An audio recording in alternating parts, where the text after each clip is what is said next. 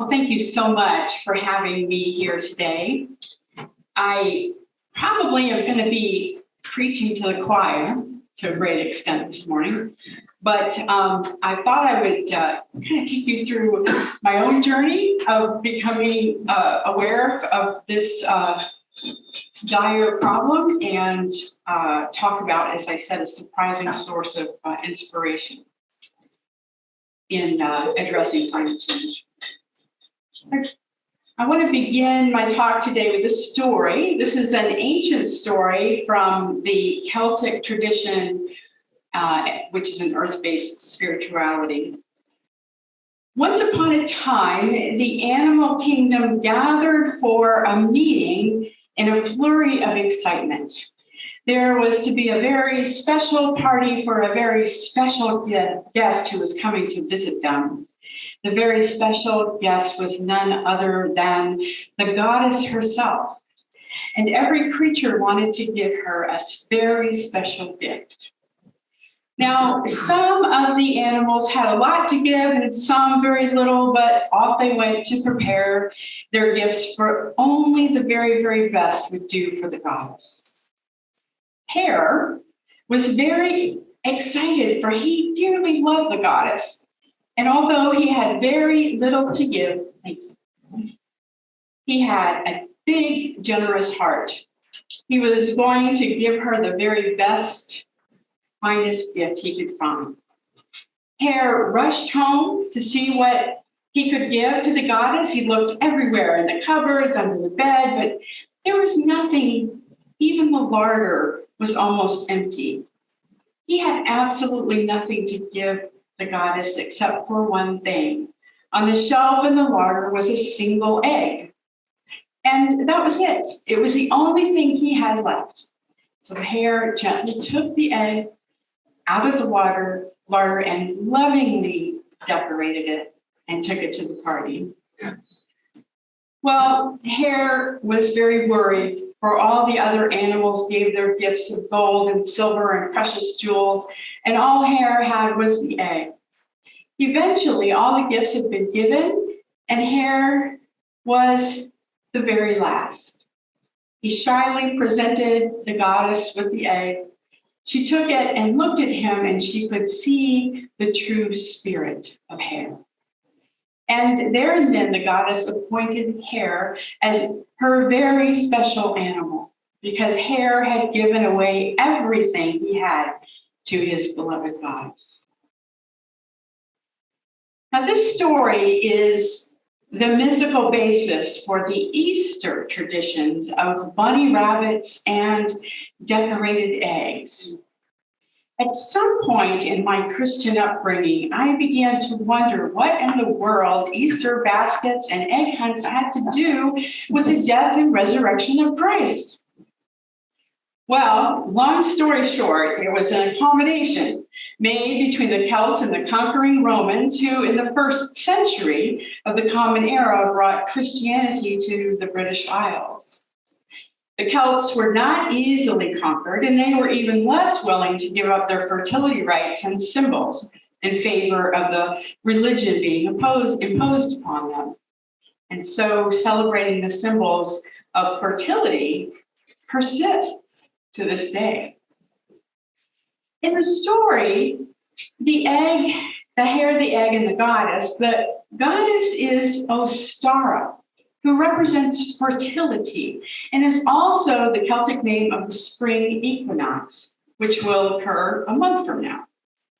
The name Ostara is derived from the Germanic goddess Estra, E-O-S-T-R-E, who was celebrated in the month of April and connected with fertility, rebirth, and renewal. Of course, Esther became Easter. Esther is also the root of the name of the hormone estrogen, which is essential to women's fertility and reproduction.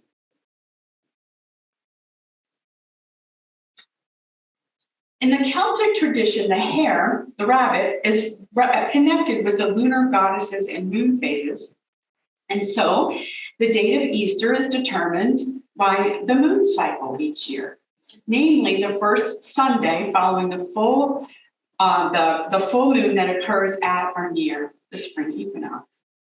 And the hare is a strong symbol of fertility, since a female hare can become pregnant. She can conceive while she's pregnant. Thank gosh, goodness, we're not the same, right? The egg or the seed contains all promise of life and is symbolic of the rebirth of nature, the fertility of the earth, and represents the whole of the universe. It contains a male-female balance between the yolk and the white. The yolk is said to represent the sun god enfolded in perfect balance within the white goddess. The egg is therefore an apt representative of the perfect balance between day and night at the spring equinox. It's most unfortunate that 2,000 years ago, when the Romans invaded Britain, they thought the Celts were the barbaric ones. Celtic practices, which represented the forces of nature and the delicate balance of ecosystems, was disparaged by the conquering Romans. An accommodation that the Celts made to the Romans was to make their symbols of fertility culturally silly and garish. So that's why we have those painted Easter eggs and the symbols of the rabbits and the eggs and the chickens, the little chicks. So as a result, the earth-based religions are no longer widely practiced in our Western world, and therefore, the better part of humanity is no longer intimately connected with nature.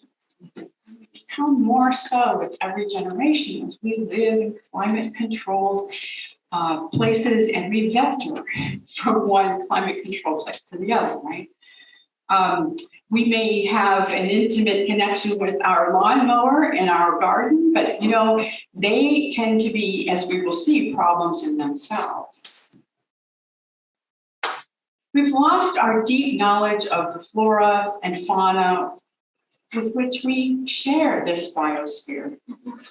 Our disconnection with nature has become exploitive of our Earth, and we're putting our home planet in deep peril. Today, we not only put ourselves and future generations of humans at risk with our profligate ways, but we are going to take down millions of species with us. We're the only species on the planet to spoil our nest. We humans need a better understanding of what peril we are creating for ourselves, and we must reconnect with and learn how to live more harmoniously with our natural world.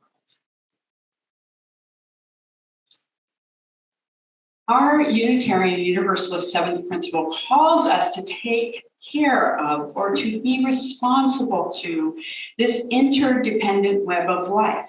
We must understand ourselves as not above or separate from it, but that what we do affects every other living thing in that way, right?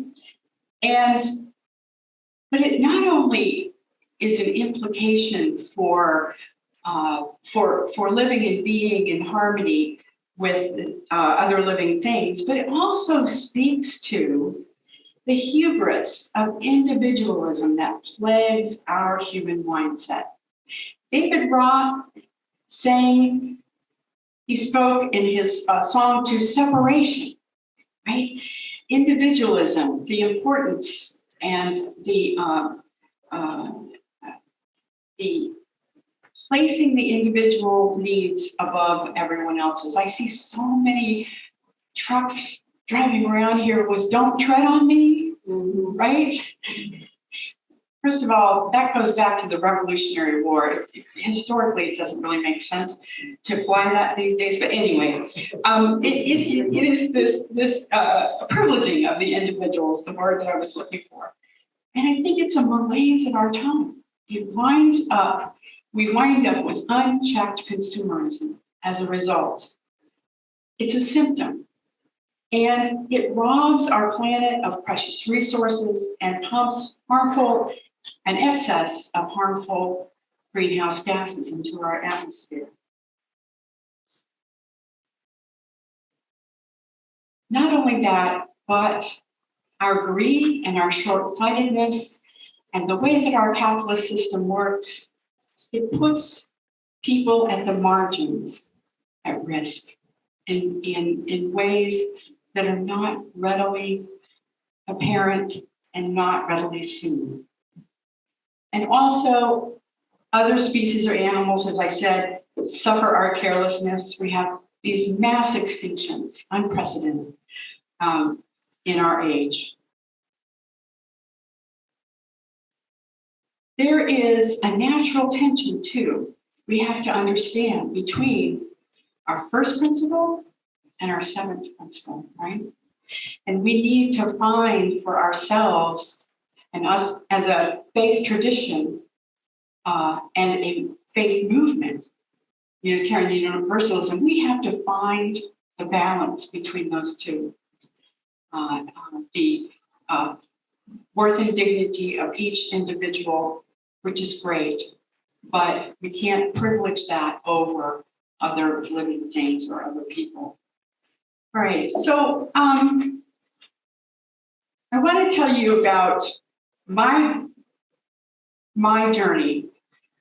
Up until last year, January of 2021, I was of the mind that for me, justice work and the just living for people was more important to me. It was a focus for me. And I said, oh, I can't worry about climate change because it's too big, right? And it is in a sense. However, I started working with, I'm a member of the Faith organization. Have you ever heard of them? Fighting Against Injustice Towards Harmony. They are a local affiliate of a parent organization called DART, Direct Action Research and Training. And so I got involved through faith with this DART organization and started learning that about a program called Care for Creation. And unexpectedly, most surprising, as I critique the Romans in the first century, right, as I critique them, they have come full circle. The Pope and the Vatican have come full circle with something called Laudato Si. Right? That's an encyclical. And Pope Francis, the Laudato Si is basically care for our common home. That's the content of it. That's the upshot of it. It's a comprehensive statement on caring for creation and caring for poor and marginalized communities. Because even the Pope understands that the impacts of climate change adversely affect people at the margins the most. The working poor, people of color, not only in our society, in our country, but others as well. And so it is also a reinterpretation of Genesis. They're looking at a new interpretation of that idea of mankind or humankind's dominion over the earth, right? Then they're looking at it more now as stewardship or care for our common home.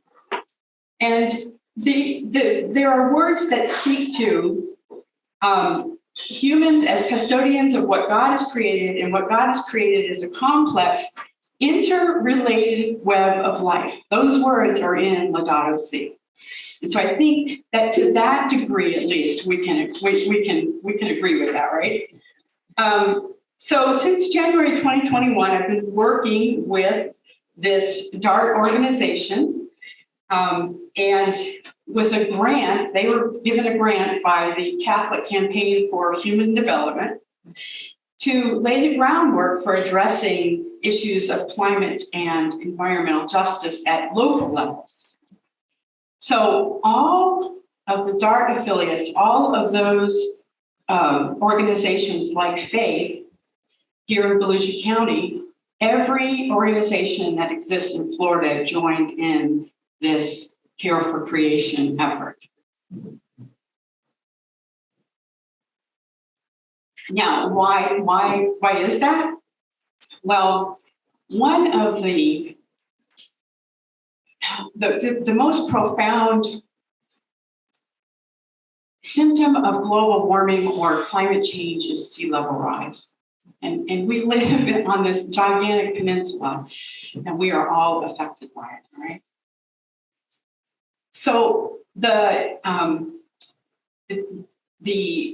umbrella, the DART's vision for climate justice recognizes that poor and marginalized communities are disproportionately hurt by rising sea levels, including flooding, high energy costs, more frequent hurricanes and superstorms that are related to that climate change.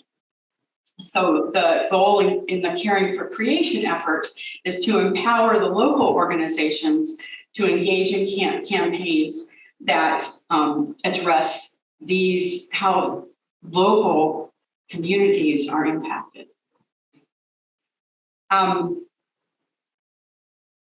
So every fall, all of these community organizing affiliates of DART, they do cottage meetings, and they ask people in their various congregations, in churches, congregations, temples, so forth. It's an interfaith effort. They ask people in their congregations to say, what are the problems in the community that keep you awake at night, that most profoundly affect you?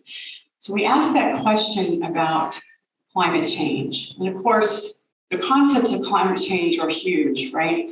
But we brought it down to flooding. What happens when it rains a lot? What happens to you after a hurricane? And all of the related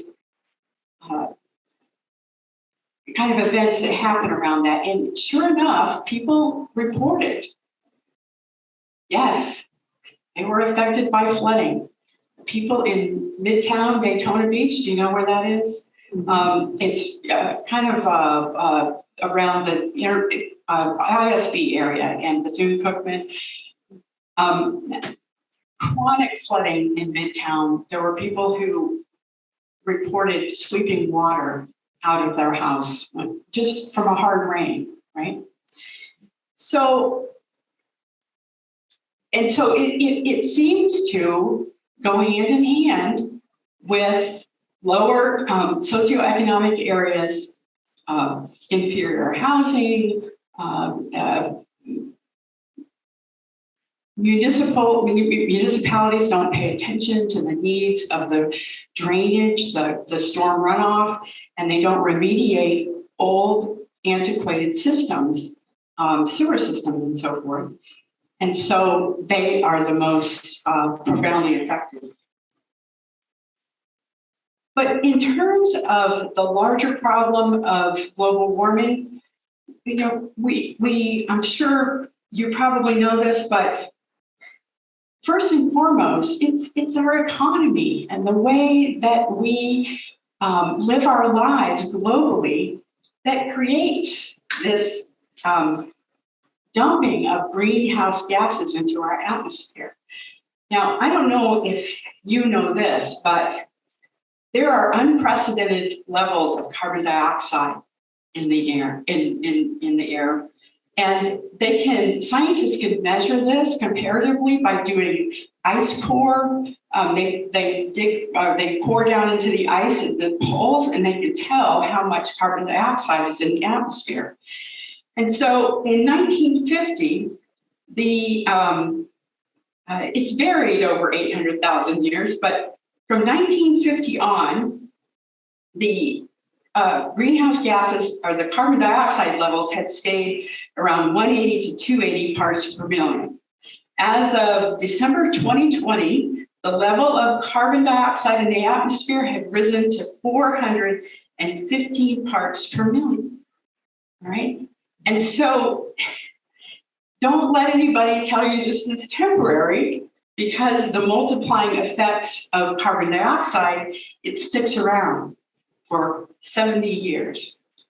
So yes, we need to start reducing our fossil fuel consumption and burning, but it really is going to take much, much more than that on a systemic level, right, to address. We're going to have to significantly change the way that we do things culturally among us. All right, so the other thing is that you probably know, that greenhouse gases trap heat. And so this tends to create more moisture in the air, right? We know from breathing in our masks, right? That your breath is hot, and it's because it's trapped behind that mask. But of course, when you don't have the mask on, your breath doesn't hold that moisture. So that trapped heat and that trapped moisture makes more storms. So does sea level, our ocean temperatures. And there are three components to sea level rise: precipitation, and evaporation, which increases with heat; thermal expansion. The Earth's oceans absorb 93% of the excess heat generated by greenhouse gases. And then, of course, the ice melts at the poles. So as I said, we have to find a way to reduce greenhouse gas emissions. And I'm meeting with one advocate for this, Colette Pichon-Battle. She has studied the fallout from 2005 Katrina. She's been doing it all these years. And she also came up with the idea of intersecting injustices that happened around that hurricane, right? And how many people who were put at risk because of where they lived. And so, but she says, you can drive your electric cars. She said, but really, and you can attempt to reduce greenhouse gases, but nothing is going to be sustained unless you really change the way that we live our lives. So, in terms of how this affects us locally, I started working with Faith on these stories of flooding, rising utility costs, including homeowners insurance, and water quality. And what we found is that, and this goes without saying, but it's something that I never realized on the ground, how delicate the hydrology is in Florida, and particularly around the St. Johns River. Because of overdevelopment and overpopulation, we're putting a serious strain on the Florida aquifer, and that reduces the volume of spring water that feeds St. Johns River. That causes an imbalance of salinity. It affects wildlife and fish populations. Putting human infrastructure, such as roads. One expert described it, every time you build a road over a watershed area, it's like putting bricks in your bathtub.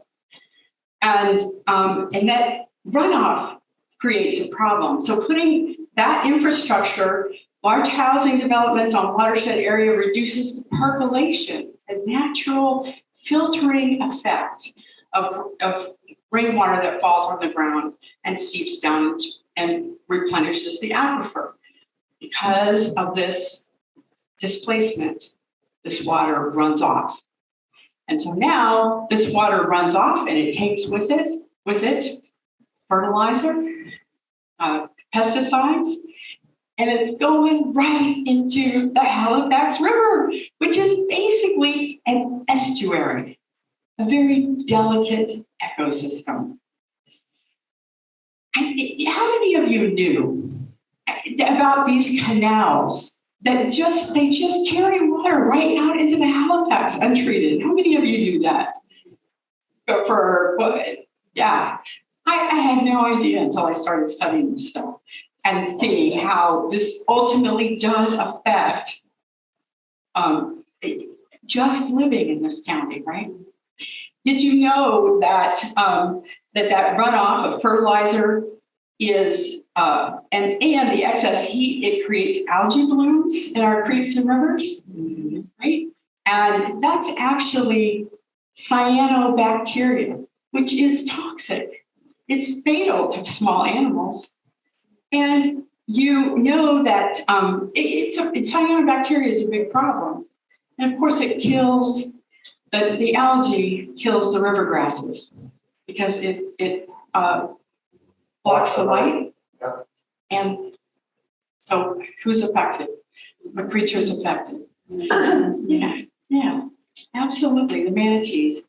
And they are literally a canary in the coal mine, right? We are not far behind.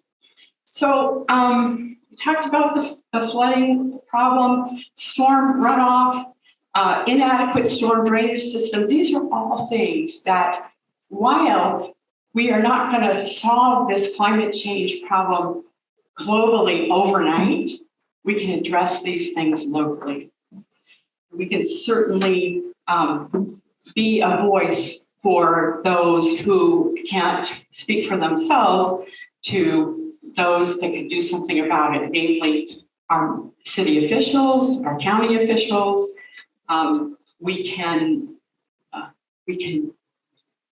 There are solutions to these types of problems. And I'll tell you, in the moment we are in the middle of it, in the midst of it with faith. And I don't even know, the problems are so complex, and I haven't even really scratched the surface, but they're so complex that I don't even know that we're going to have a clear-cut issue to take to anybody this in March when we do that Nehemiah Action Assembly, and we actually ask the powers that be to come up with these solutions, to implement solutions to problems.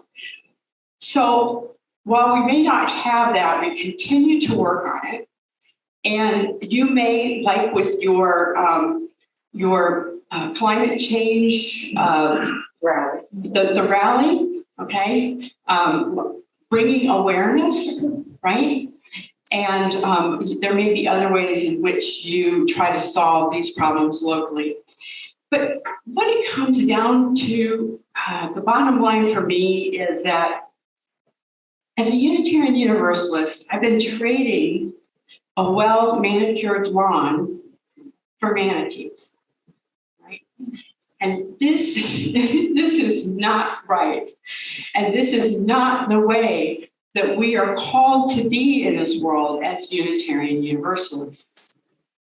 So this is the call for us to live in ways that will not contribute to these climate problems. And then also, we have within our own 7 principles a kind of disconnect, right? Between our individual needs, privileging our individual lives over being truly in relationship with this biosphere and taking care of what we have been given. I think the Earth, you look at it from space, it is an Eden, right? And let's not squander it. So perhaps as you approach the spring equinox and think about Easter eggs and Easter baskets and so forth, that we can take a cue from the Pope and start taking these symbols of nature and these symbols of life flourishing on this earth and take them seriously. Ostara, the spring equinox, is a good time to reflect on the connection to nature and the importance of respecting the interdependent web of life.